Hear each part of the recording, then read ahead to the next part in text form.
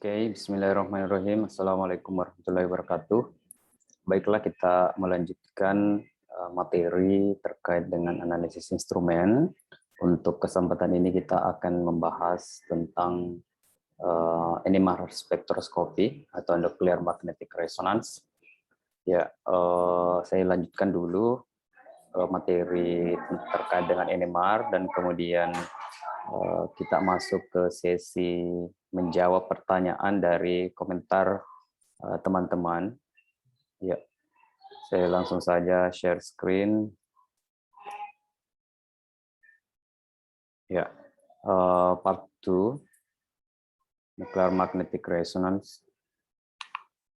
Ya, hidrogen pada cincin benzen.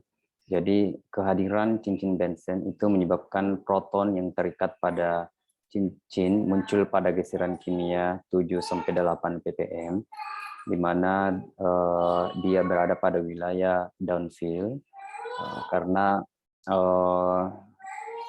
perisai dari cincin benzen ini kurang mempergisai proton pada benzen, sehingga puncak yang muncul sebagai indikator adanya benzen itu berada pada wilayah 7-8 ppm.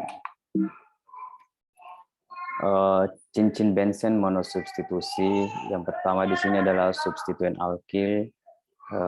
Seluruh atom hidrogen akan muncul pada tempat yang sama pada spektrum NMR. Jadi jika substituen alkil yang ada pada benzen, maka atom H yang terikat atau atom H pada benzen tersebut akan muncul pada satu tempat yang sama atau berada pada spektrum NMR yang sama, karena dianggap bahwa proton yang ada di posisi ini dan selanjutnya, artinya semua proton yang ada pada benzen tersebut dianggap memiliki kesamaan sifat. Dia memiliki, artinya dia simetris antara satu dengan yang lainnya, sehingga dia tidak saling splitting, artinya tidak saling mempengaruhi spektrum, sehingga dia dianggap simetris satu sama lain, sehingga muncul pada satu spektrum atau satu puncak saja. Nah, arus cincin menyetarakan kerapatan elektron pada seluruh karbon dan hidrogen dari cincin. Ya, seperti ini. Ya, jadi kita lihat ini hanya akan muncul satu puncak saja. Ya, seperti ini ya. Ini hanya ada satu puncak, kemudian alkil tersebut juga akan muncul pada satu puncak. Ya, seperti pada pertemuan sebelumnya bahwa dia akan muncul pada wilayah 1,5 atau 1,5 sampai 2,5 ppm. Ya, jadi ketika teman-teman melihat ada puncak pada wilayah 7, sekian sampai 8 ppm pada puncak pada spektrum yang single, maka kemungkinan besar dia merupakan benzen. Ya. Ya. Jika melihat struktur seperti ini, maka hanya ada dua, kemungkinan besar hanya ada dua puncak. Yang pertama adalah puncak untuk alkilnya sendiri, di mana ada 3 proton di sini setelah dihitung integralnya. Kemudian ada 5 proton di sini sesuai dengan proton yang ada pada benzen. Kemudian monosubstitusi selanjutnya, substituen dengan keberadaan PeB. Substituen dengan kehadiran unsur elektronegatif yang memiliki PeB atau gugus pendorong elektron memerisai hidrogen pada posisi orto atau para karena efek resonansi dan memisahkan hidrogen ke dalam 2 grup. Nah, jadi ketika ada substitusi senyawa atau unsur yang memiliki gugus pendorong elektron, nah seperti ini maksudnya, ada pada posisi orto atau para. Nah, ini adalah contoh-contoh gugus-gugus yang memiliki pendorong elektron atau memiliki sifat pendorong elektron yang mampu menggeser atau memberikan efek resonansi terhadap pengukuran pada NMR. Nah, seperti ini adalah gugus-gugusnya, ada OH, OR ini adalah alkil, NH2, NR2 ini alkil, dan ester. Itu bisa menggeser dan tentunya menimbulkan atau menghasilkan beberapa peak atau puncak. Nah, ini yang dimaksud ya. Jadi ini adalah OR. Tadi ada di sini contoh adalah OR. Nah, maka akan menggeser puncak dan menyebabkan dia menjadi tidak simetris satu sama lain. Jadi dia menjadi tidak simetris satu sama lain sehingga dianggap memiliki splitting. Jadi antara peak ini dengan yang ini itu ada splitting dari hidrogen tetangganya. Nah, sehingga dia terbagi menjadi dua puncak, dan alkil yang terikat pun akan tergeser juga, yang seharusnya secara normal alkil tersebut muncul pada posisi 1,5 sampai 2,5 di daerah sekian, tapi ternyata dia bergeser karena adanya substitusi dari OR, artinya alkil dan oksigen di sini. Jadi pada wilayah 3, sekian 3,8 akan merupakan indikasi adanya metil, dan kemudian benzen terindikasi muncul pada wilayah 6,9 sampai 7,4. Ya, meskipun demikian jumlah proton yang terdeteksi tetap ada 5. Ya, tetap terdeteksi 5 proton dari hasil analisis integral daripada spektrum tersebut. Monosubstituen selanjutnya adalah substituen karbonil. Jadi keberadaan gugus karbonil menyebabkan proton pada posisi orto atau para pada cincin benzen itu tidak terperisai oleh bidang anisotropik dari ikatan pi pada karbonil, karbon ikatan rangkap 2O. Kemudian posisi orto mendapat pengaruh paling besar, sehingga efek yang sama terkadang juga dapat terjadi pada ikatan karbon, ikatan rangkap 2 karbon. Jadi efek daripada ikatan karbonil di sini itu juga bisa menyebabkan pergeseran pergeseran puncak. Jadi karena menyebabkan proton pada benzen tersebut tidak terperisai dengan baik. Nah, seperti ini maksudnya. Jadi ada pergeseran juga. Ya, alkil juga bergeser pada posisi 2,5 ppm, dan kemudian proton pada benzen juga bergeser dan terbentuk menjadi 2 puncak. Ya, ada 2 puncak.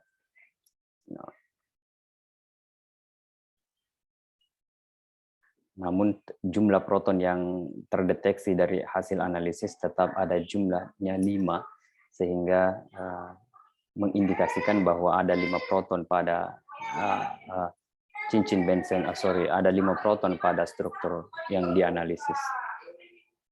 Khusus untuk analisis benzennya ya, ada tetap 5 proton. Jadi 1, 2, 3, 4, 5. Kemudian disubstitusi, kalau yang tadi itu adalah monosubstitusi. Ada monosubstitusi yang bisa menggeser puncak dan membentuk 2 puncak, ada juga yang tetap single puncak. Nah, sekarang disubstitusi pada cincin benzen. Nah, keberadaan 2 substituen akan mempengaruhi jumlah sinyal. Nah, ini pasti ya, mempengaruhi jumlah sinyal, geseran kimia, pola splitting, dan konstanta coupling. Nah, pasti ya. Waspadai adanya efek simetris dari substituen. Nah, anggaplah seperti ini, 1,4 di substitusi benzen akan memperlihatkan sepasang doublet. Nah, ini sepasang doublet karena dianggap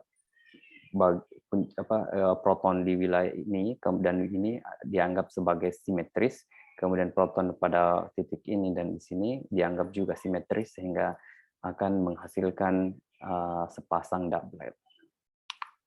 Nah, begini gambarannya.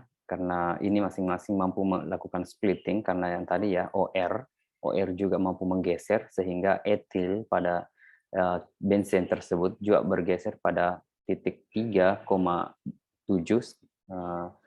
yang sebenarnya secara normal ketika dia hanya alkil sendiri tanpa ada O, maka dia akan muncul pada wilayah 1,5 sampai 2,5. Kemudian proton pada benzen tersebut juga muncul pada dua peak yang berpasangan yang dia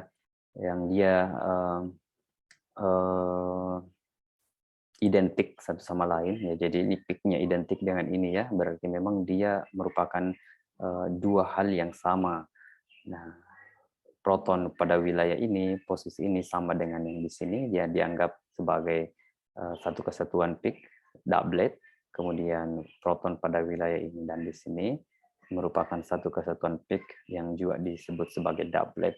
Sehingga ini adalah doublet yang terdiri dari 4 proton, 2 pada wilayah ini dan 2 proton pada wilayah ini. Ya, ini 1, 2, di sini juga 1, 2. Sementara yang kecil ini adalah impurity dari pelarut kloroform. Selanjutnya adalah cincin benzen disubstitusi parah, disubstitusi parah ya sama. Yang tadi adalah iodine dan OR, sekarang bromine dan OR. Nah, kalau begini kan artinya dia akan muncul proton pada wilayah. Nah, karena dia tidak terikat langsung dengan O, maka dia akan muncul pada wilayah yang semestinya muncul pada wilayah yang normal, yakni pada wilayah 1,5 sampai 2,5, dan benar dia muncul pada wilayah 1,5. Di sini ada 3 proton, ya, 3 proton. Kemudian alkil yang selanjutnya yang berikatan langsung dengan O, maka dia akan bergeser pada wilayah, ya, bergeser. Di sini ada 2 proton. Ya, 2 proton ya. Kenapa dia muncul 4 peak di sini? Karena ada 3 proton tetangga yang mampu mempengaruhi yang bisa mempengaruhi proton yang dianalisis ya. Jadi ini dianggap satu kesatuan, kemudian 3 proton tetangganya, berarti 3 tambah 1 4, sehingga ada 4 peak di sini. Tetapi jumlah proton yang dianalisis hanya ada 2, seperti CH2. Kemudian ini adalah spektrum yang identik dengan benzen, ya, doublet, yang jumlah protonnya adalah 4. Kemudian ini selanjutnya disubstitusi para juga, amin. Kalau yang tadi bromin, sekarang amin. Ya, posisi etil, metil tetap ada pada wilayah 1,5. Kemudian ada amin, ini adalah amin yang menandakan ini amin. Ciri khas daripada amin ini adalah peaknya muncul broad, agak sedikit melebar. Ya, jadi dia tidak meruncing seperti halnya dengan spektrum yang lain, puncak-puncak yang lain yang tajam, sharp. Sementara dia lebih ke broad, lebih melebar. Ya, itu adalah identik dengan amin yang bisa muncul di mana saja. Nah, dalam hal ini dia muncul pada wilayah 3,4. Selanjutnya di sini ada etil, ya, yang ini CH2. Kemudian benzen 4. Ada jumlah 4 di sini, dan ini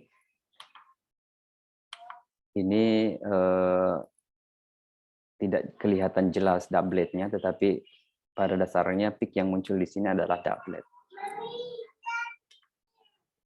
Kemudian disubstitusi para selanjutnya karena metil yang terikat pada posisi orto dan para itu adalah sama, sehingga dia dianggap simetris, ya. Jadi metil dia simetris, membentuk 6 proton di sini, dan kemudian ini juga dianggap simetris sehingga membentuk satu puncak saja, singlet 4 proton. Nah, proton hidroksil dan amino. Proton hidroksil dan amino dapat muncul hampir di semua geseran kimia. Nah, itu tadi yang saya singgung, bahwa proton, hidroksil, dan amin, OH dan NH, itu akan muncul broad, jadi dia akan melebar, tidak runcing. Nah, seperti ini gambarannya, dan dia akan muncul hampir di semua geseran kimia. Absorpsinya biasanya melebar dan dibandingkan puncak proton yang lain, dan seringkali dapat diidentifikasi karena fakta ini ya benar ya. Dari beberapa kali saya melakukan analisis amin dan hidroksil, maka dia akan muncul pada broad, identik dengan model broad, dan dia bisa muncul di mana saja. Nah, proton dari asam karboksilat secara umum muncul pada medan rendah, yaitu sekitar 11-12 ppm. Jadi khusus untuk senyawa-senyawa asam, biasanya asam karboksilat atau asam lain, itu akan muncul pada wilayah downfield, itu pada kisaran 11-12 ppm, dengan model spektrum juga, dia model broad dan agak kecil, ya. Jadi dia harus diangkat dulu supaya bisa kelihatan bagaimana model peak-nya, tetapi pada dasarnya dia memang selalu kecil karena dia merupakan senyawa asam yang elektronegatifnya atau elektron valensinya itu tidak mampu memperisai proton dengan baik. Nah, seperti ini. Ini adalah metil, kemudian ada etil, kemudian ini adalah OH. Nah, ini yang dimaksud tadi adalah asam karboksilat, dia akan muncul pada wilayah 12 ppm. Di sini tidak kelihatan, kini masih 7 ppm, 8 ppm. Berarti bergeser lagi ke tanah. Itu pada wilayah 12 ppm, itu merupakan asam karboksilat. Kemudian di sini ada tiga, jadi ini adalah metil, ya. Kemudian CH yang ini pada wilayah ini. Ya, ini adalah contoh atau bagaimana cara menyebutkan atau penamaan puncak-puncak yang muncul pada alat spektroskopi NMR. Yang pertama, kalau dia munculnya satu saja, maka itu disebut dengan singlet. Kemudian ketika dia muncul double, maka dia disebut sebagai doublet. Kemudian ketika dia muncul 3 di sini, maka dia disebut dengan triplet. Ya, triplet, kemudian quartet. Quartet artinya 4, 2 puncak yang sama tingginya, kemudian 2 puncak yang lebih kecil daripada yang di tengah. Itu disebut dengan quartet. Nah, kemudian quintet, 1 puncak tengah paling tinggi, jadi dia simetris ya. Ada 5 jumlah puncaknya, disebut dengan quintet. Kemudian sextet ada 6, 1, 2, 3, 4, 5, 6. Ya, jadi begini modelnya. Selain daripada model yang simetris seperti ini, maka itu tidak bisa disebutkan sebagai quartet, quintet, atau sextet, atau triplet. Jadi dia harus simetris satu sama lain. Jadi kalau 3 puncak berarti yang di tengah harus tinggi, kemudian di sampingnya harus lebih rendah daripada yang di tengah. Begitu pula dengan quintet dan quartet. Nah, yang lain, yang puncak-puncak yang kelihatan sama tinggi semua, maka itu bisa disebut sebagai doublet of doublet. Berarti 2 doublet yang saling berdekatan. Atau doublet of doublet of doublet, beberapa doublet yang saling berdekatan. Atau triplet of doublet, artinya 3 doublet yang saling berdekatan. 1, 2, 3. Berarti 3 doublet sehingga disebut sebagai triplet of doublet. Kemudian doublet of triplet. Nah, di sini ada doublet of triplet, artinya ada triplet yang berdekatan 2. Nah, jadi ini triplet, ya, 1 kesatuan triplet. Kemudian di sini ada 1 kesatuan triplet juga. Nah, kemudian doublet of triplet berarti ada doublet yang berjumlah 3. Nah, ada triplet yang berjumlah 3 ya, seperti ini. Ada triplet yang berjumlah 2 ya, doublet of triplet ini. Triplet, ini 1 kesatuan triplet, dan ini juga 1 kesatuan triplet. Nah, biasanya kalau yang tidak jelas bagaimana model peak-nya atau spektrumnya, maka biasanya kita sebut sebagai multiplet. Ya, multiplet seperti ini. Kalau agak sulit kita identifikasi dia modelnya seperti apa, maka kita sebutnya sebagai multiplet. Nah, kemudian bagaimana cara penulisan data NMR? Nah, jumlah proton jadi selalu dituliskan seperti ini, ppm, kemudian dalam kurung jumlah proton, kemudian multiplet. Multiplet itu yang tadi, bagaimana singlet kah, atau doublet kah, atau triplet. Kemudian coupling konstan, coupling konstan diikuti dengan hertz. Coupling konstan itu adalah jarak antara puncak yang satu dengan yang lainnya. Ya.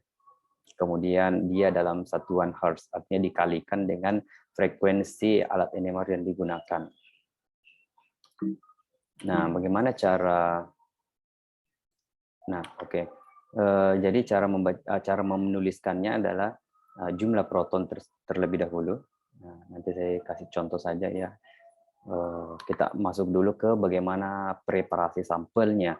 Nah, cara menyiapkan sampel yang pertama adalah kita timbang dulu sampelnya kurang lebih 5-10 mg, atau bisa kita katakan ambil secuil saja sebesar OC kalau kita, atau sebesar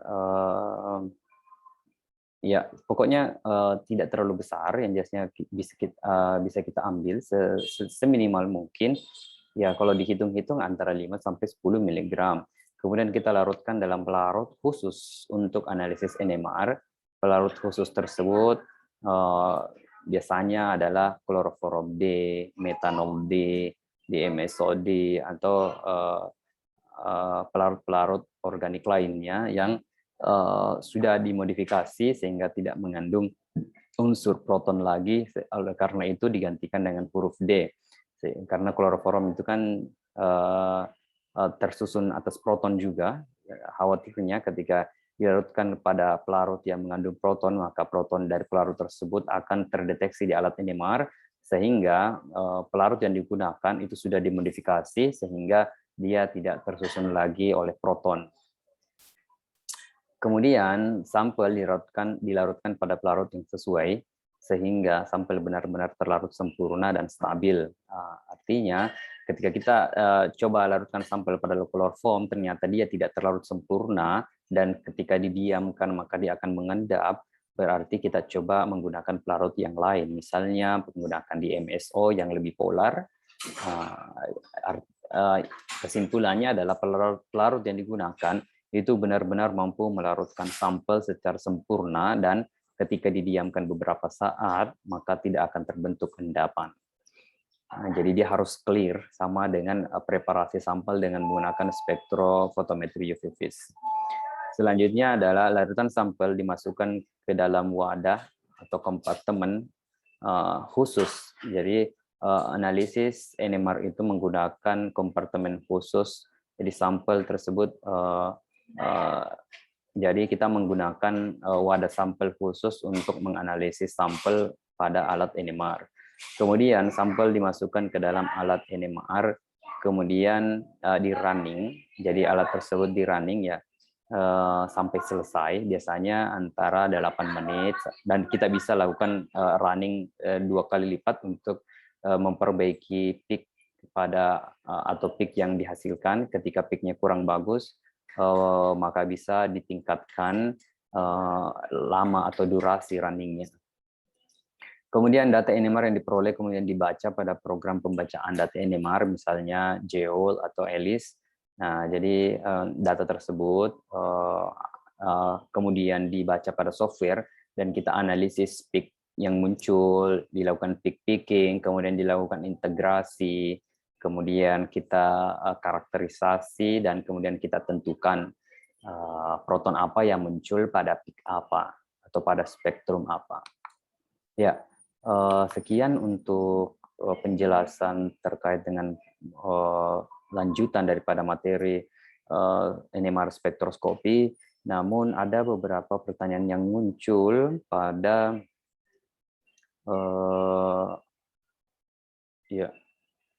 ada beberapa pertanyaan yang muncul pada kolom komentar. Saya coba menjawab pertanyaan tersebut. Nah, yang pertama tadi,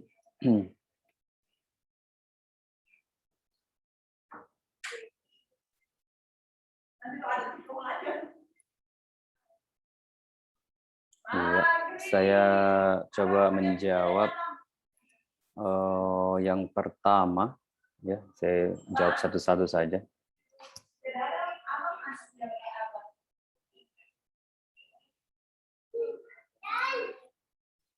Ya, yang pertama adalah pertanyaan dari Safira. Ingin bertanya bagaimana cara memperoleh spektrum NMR. Cara memperolehnya ya kita siapkan sampelnya tadi ya, saya sudah jelaskan bagaimana cara preparasi sampelnya, kemudian kita masukkan ke dalam alat, kemudian kita running dan kemudian muncul spektrum NMR hasil running tersebut dari sampel yang kita analisis. Ya, sesimpel itu. Kemudian yang kedua adalah apa kekurangan daripada alat spektrofotometer NMR dan apakah ada syarat sampel. Nah, tadi syarat sampel saya sudah jelaskan. Kemudian kekurangan daripada LMR, ya sampai saat ini saya belum menemukan kekurangannya, tetapi keterbatasan ya mungkin ya.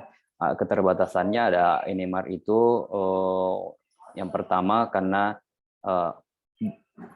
maintenance-nya itu mahal, jadi biaya pemeliharaannya mahal, kemudian biaya untuk menggunakan alat tersebut juga mahal, biaya sewanya.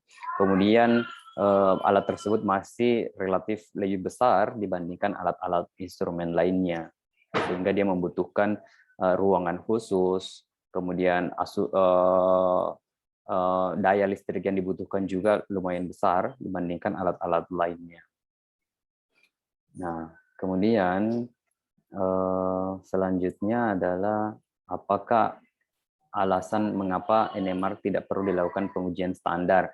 Ya, tidak perlu dilakukan karena di dalam alat NMR tersebut sudah disetting standar reference yang digunakan adalah TMS. Jadi kita tidak perlu mengukur standar lagi. Kemudian selanjutnya, nah, mengapa puncak daripada sampel itu tidak diukur berdasarkan posisi resonansinya? Ya, tidak bisa kita lakukan pengukuran langsung pada posisi resonansi karena posisi tersebut akan bergeser ketika dilakukan pengujian berulang, jadi dia tidak konsisten, sehingga untuk membuat dia konsisten maka kita menggunakan standar TMS daripada ketika kita membacanya pada software. Jadi kita selalu menggunakan standar TMS sebagai titik 0 ppm.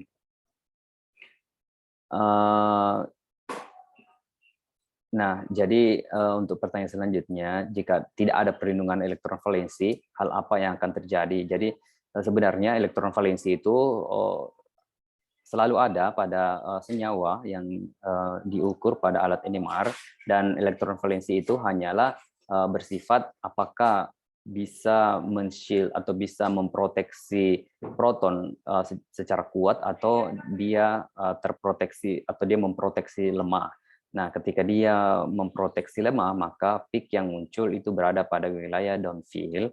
Sementara jika dia proteksinya kuat, maka akan muncul pada wilayah upfield. Oke. Mengenai prediksi pemecahan spektrum di menit ini, adakah jenis proton tetangga selain atom C yang dapat terdeteksi? Sebenarnya semua proton tersebut akan terdeteksi, hanya saja splitting atau pengaruh daripada proton tetangga tersebut akan menyebabkan munculnya spektrum tersebut pada wilayah tertentu, ataukah akan menyebabkan spektrum yang muncul itu bisa berupa doublet atau bisa berupa triplet atau bisa berupa quartet. Jadi atom tetangga itu hanya mempengaruhi bagaimana model spektrum yang muncul pada atom yang dianalisis atau proton yang dianalisis. Nah, ini tadi sudah apa kekurangannya. Kekurangan untuk frekuensi yang lebih rendah.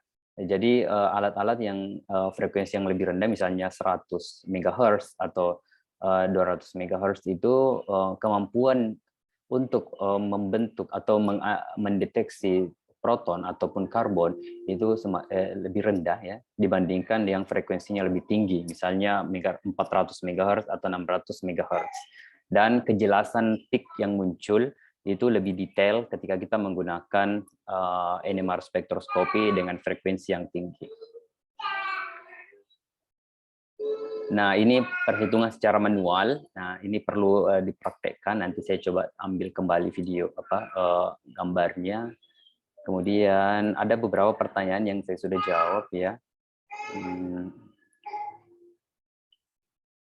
Mengenai prinsip daripada penggunaan alat spektroskopi ya seperti itu. Jadi adanya resonansi magnetik terhadap proton. Jadi ada resonansi pada proton dari senyawa yang kita analisis. Jadi kita menggunakan medan magnet, kemudian proton tersebut akan mengalami resonansi daripada alat yang digunakan, kemudian muncullah peak-nya. Bagaimana cara membedakan nilai peak-nya. Nah, cara membedakan nilai peak-nya itulah yang disebut dengan analisis integral. Jadi ketika kita mendapatkan peak tersebut, kemudian kita analisis dengan menggunakan software, maka kita bisa menentukan berapa integrasi daripada peak tersebut, yang mana integrasi yang dihasilkan itu related dengan jumlah proton yang teranalisis. Mengapa jumlah efek perisai elektron valensi berbeda pada setiap proton? Ya, tadi saya sudah berikan gambaran kenapa berbeda satu sama lain, karena yang membedakan adalah jumlah elektron valensinya atau kemampuan elektron valensinya untuk memperisai proton. Kenapa berbeda setiap proton? Ya karena berbeda molekulnya atau berbeda senyawa yang dianalisis. Nah, ketika dia memiliki senyawa atau senyawanya sama atau molekulnya sama, maka spektrum akan muncul pada tempat yang sama pula.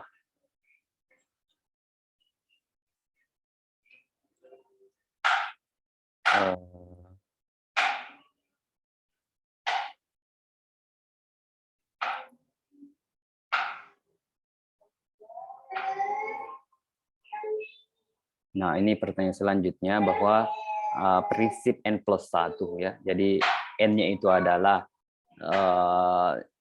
proton tetangganya dan 1 itu adalah proton yang teranalisis. Ikatan rangkap atau bensen. Nah, kenapa tidak diaplikasikan? Nah, pada senyawa ikatan rangkap, ya tadi saya sudah jelaskan mengenai bensen. Ya, kenapa tidak diaplikasikan N+1? Karena bensen yang hanya terikat satu substituen seperti alkil, maka proton-proton pada bensin tersebut dianggap simetris dan dia tidak akan berlaku N+1 karena simetris daripada proton bensin tersebut dianggap sebagai satu spektrum saja. Nah, selanjutnya adalah mengapa standar TMS dijadikan patokan pada saat membaca spektra NMR. Nah, ini tadi saya sudah jawab, kemudian ini juga sudah saya jawab dan sudah ada di dalam video terkait dengan bensen. Nah, data-data tambahan apa saja yang dibutuhkan? Yang dibutuhkan adalah MS atau mass spectrometry, kemudian ada yang disebut dengan jadi data MS, kemudian data HPLC ya, untuk melihat kemurniannya, kemudian data karbon NMR, kemudian ya data-data instrumen lainnya yang sering kita gunakan ya. Saya kira cukup itu saja untuk bisa kita tentukan struktur daripada suatu senyawa. Ya, beberapa pertanyaan saya sudah jawab ya, sehingga saya rasa cukup untuk pertanyaan ini. Nah, kalau misalnya ada pertanyaan yang lain yang belum bisa saya jawab atau belum tercover, maka akan saya jawab pada pertemuan berikutnya atau akan saya jawab langsung replay pada message yang ada di sini. Replay message daripada pertanyaan-pertanyaan yang muncul. Ya, sekira demikian.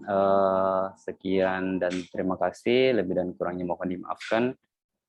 Billahi taufiq wal hidayah. Wassalamualaikum warahmatullahi wabarakatuh.